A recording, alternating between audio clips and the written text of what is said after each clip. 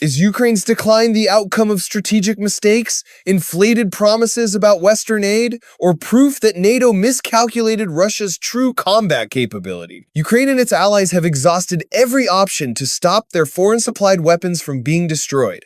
While the West insists it has provided its most advanced military technology to Kyiv, the actual situation on the ground paints a very different picture. Across the front lines, much of NATO's weaponry has been reduced to wreckage, most recently in the regions of Sumy and Dnipropetrovsk. Examine more closely what Russian forces have destroyed. On August 25th, fresh reports from Ukraine again highlighted the superiority of Russian planning and technology. Footage captured from fierce fighting revealed multiple explosions striking what had long been considered a symbol of Western pride. The American NTPQ-36 radar station, now reduced to little more than twisted metal.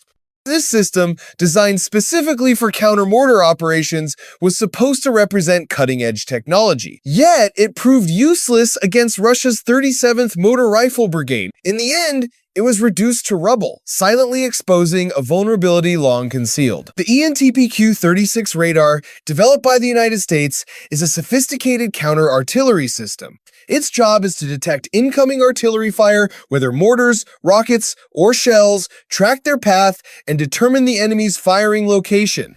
With that data, forces are able to either strike back with precision or at least take cover in time. Its deployment in Ukraine was intended to give Kyiv a decisive tactical edge, serving as an almost impenetrable shield. The destruction of this radar, therefore, marks a serious blow to Ukraine's defenses. Without it, their troops are left exposed to Russian artillery, particularly sudden mortar strikes. This vulnerability raises the likelihood of devastating infrastructure damage while undermining troop morale. In addition, Ukraine's capacity to respond effectively with return fire has been drastically weakened, handing Russian units a clear edge in artillery duels. Doesn't this expose the fragility of Ukraine's dependence on Western systems, technology that can be so easily neutralized? Not far from that area, in the Sumy region, Russian paratroopers from the 217th Ionovo Airborne Regiment again displayed their effectiveness.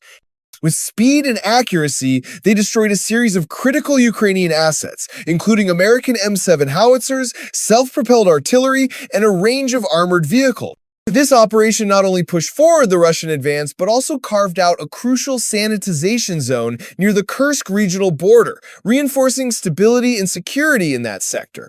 How ironic that equipment so heavily praised for its superiority, like the American M7 howitzer, self-propelled artillery units, and armored vehicles, proved so easy to track, target, and eliminate. Consider the M7 howitzer as an example. While lightweight and highly accurate, it suffers from a major flaw. Being a towed artillery system, it requires time to set up and move. This makes it an easy mark for aerial surveillance and counter-battery fire. Similarly, self-propelled artillery pieces, although more mobile, are often lightly armored, particularly on their upper surfaces, leaving them vulnerable to drone strikes and overhead projectiles. As for older armored vehicles, many still in service. Their outdated defense systems and inadequate protection make them easy prey for modern mines and advanced anti-tank missiles. These weaknesses, regularly ignored by Western analysts, have now proven deadly in the field, where Russian forces consistently exploit them to maximum effect. Let's revisit an earlier event in the Dnipropetrovsk region. On August 20th, a Telegram report documented the success of Russia's Lancet UAV in eliminating the French-made Caesar self-propelled artillery system. This is only one among numerous examples showing how Russian drone technology has repeatedly neutralized Western-supplied weapons. The Lancet is a loitering munition or kamikaze drone developed by Russia. The process is straightforward. Once launched, this small drone flies at altitude, searching for targets. Often aided by reconnaissance drones, it locates its victim and then dives sharply, delivering its explosive payload directly onto the target. Its strength lies in its low cost, ease of use, and precision, especially against valuable assets. Costly missile systems, or less accurate conventional artillery, the Lancet stands out for its deadly efficiency, something demonstrated time and again in Ukraine. Now let's turn to the Caesar, the system destroyed by the Lancet. Built by France, Caesar is a wheeled self-propelled artillery unit renowned for mobility and accuracy. Yet, it suffers from fatal vulnerabilities in modern warfare. Being wheeled, it is highly susceptible to mines and side attacks.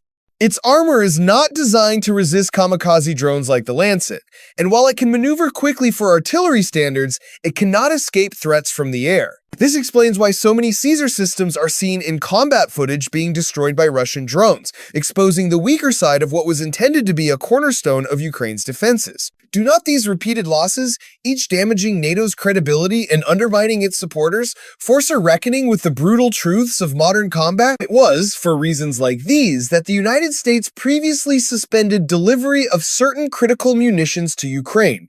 Imagine the scenario. Ukraine exhausts its remaining stock of Soviet-era legacy weapons, and Washington then refuses to supply the replacements. The setback would be massive, not just for Ukraine, but also for Europe and NATO. This is not speculation.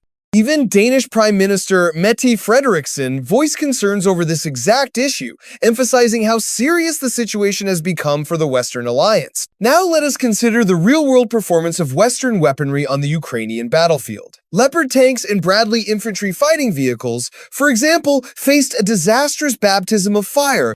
The flaws of older designs, such as wheeled tanks, quickly became apparent, showing how ill-suited they are to the pace and danger of today's combat zone. Western commentators often blame these failures on poor training or improper use, but the calendar reads 2025.